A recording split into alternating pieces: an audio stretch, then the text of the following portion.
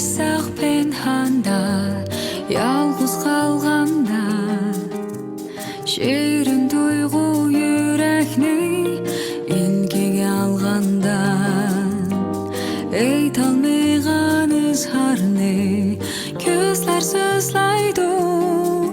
Balkim taqdir bizni bog'lasam deydi.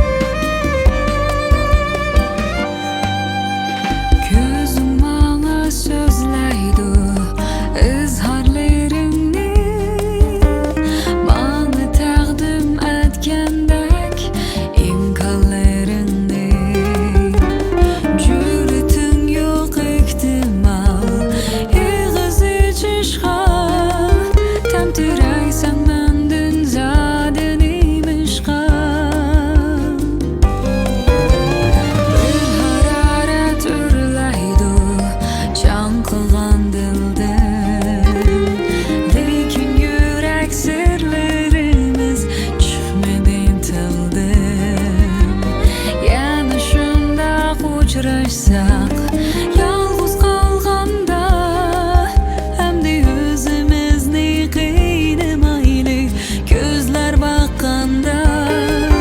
Ko'zlarimdan ayon bo'ldi aytmagan ko'nglingning siri. Men bu sendek chin so'ygu izlab yurgandan beri. Balkim sen bu mani izhorlaring bor aşkning beri. Qachongacha yechilmaydi ko'nglimning siri.